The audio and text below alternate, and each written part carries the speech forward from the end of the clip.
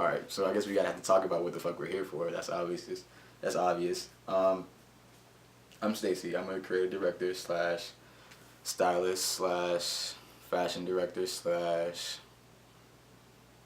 fashion Miss Cleo is weird as shit. It's slash I don't know slash visionary, I guess you can say.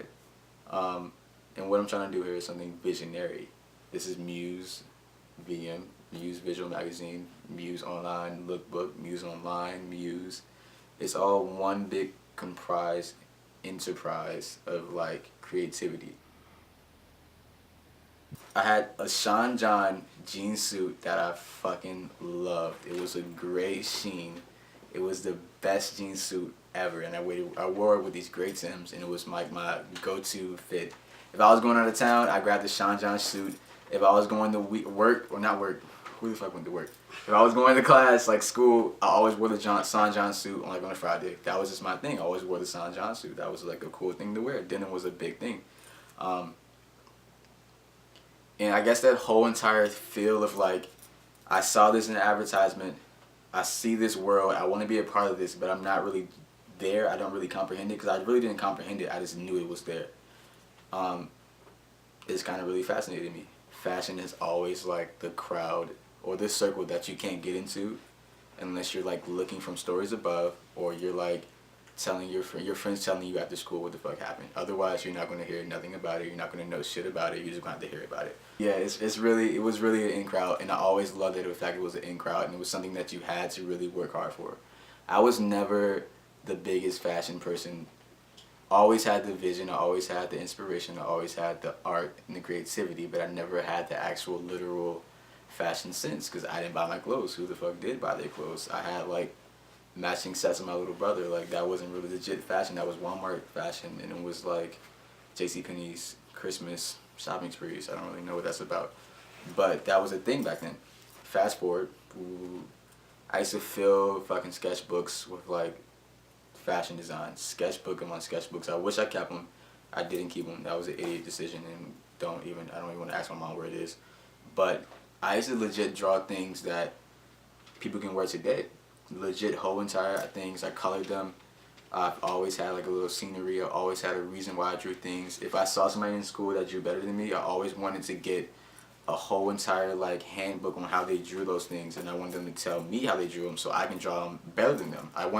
Always felt that somebody else's characters or there's somebody else's drawings always can have better fashion. I always had the answer to what they needed, but I've never can actually draw it. But I always had the answer. Like, I always thought that. Fast forward to high school. I started the first fashion organization at my school. Fashion Society. That's what it was called. And it was like legit. I started it. We got like a little team together. We like started, 3 of us started it. We got all these people to sign. We got these organizational people to like help us get shit together. Then we got members, and like we legit had meetings, and it was something really dope for me. Being a natural born leader, it was something that felt right. It didn't feel right to be at somebody else's meeting, sitting down, listening to what they were talking about. We're working hard. We have like practices that are like running. Remember high school, you know you cannot be in shit without no teacher. We had practice running to like 5 o'clock, and we used to do it without teachers. We used to sneak into the auditorium. The show is about to happen in 2 weeks. So one day we're having practice, and this little old lady comes in. Not little old lady, it was a bitch. Comes in. She was a theater teacher. I don't know what her name is. Miss Jarman, actually. That's her fucking name. She was in high school. She's still there. She's still a bitch.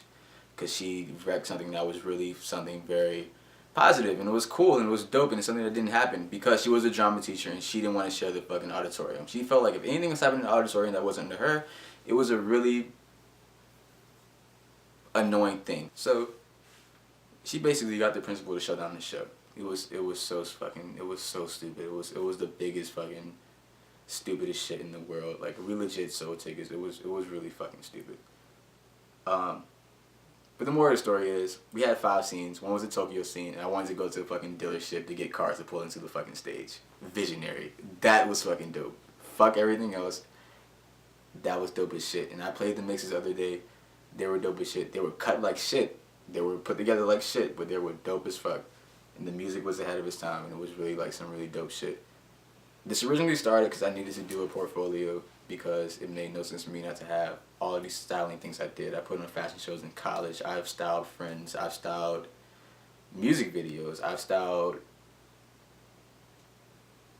actual videos, promo videos. I styled things like that, and I don't have anything to show for it. So I thought it makes no sense for me not to have something that can all be in one.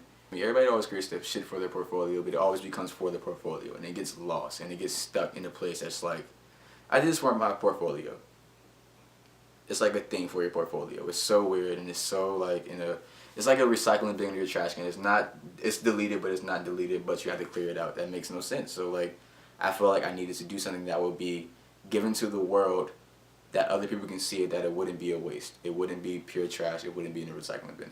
So I decided to put on a magazine at first. It was supposed to be 6 pages on a little glossy print of a little ass booklet of me going to little boutiques and me doing like these little in-store visits to where I would show you the hottest shit to buy that was vintage, that was like better than shit that was in store that made more money to me, that made more sense to buy, that was less money than the shit you were buying. That was probably going to get you more longevity inside your wardrobe and your closet than this Forever 21 that's what shit that's going to fall apart in 2 washes. And it's my portfolio to the world. It's to show you what visions I comprise of, what visions I do, what things that inspire me. And that's where the word muse comes from for the website. It's a little fucking cliche, I know. But it's a word that kind of resonates with me. Muse is a cool thing. It's a dope idea. It reflects and it creates inspiration. And inspiration is like, what is life without inspiration? What do you do tomorrow without inspiration? There is no tomorrow without inspiration. So I feel like inspiration is the beginning of everything. I talk to a lot of people throughout my life and throughout my day and throughout my weeks and my work days and my school days and online and then old friends, new friends. I always talk about fashion, but I don't think people get the whole entire grasp of like the passion and the heart behind it. I think people just feel it, me talking about it. So I want to show people, and I want people to feel the passion and the heart behind it.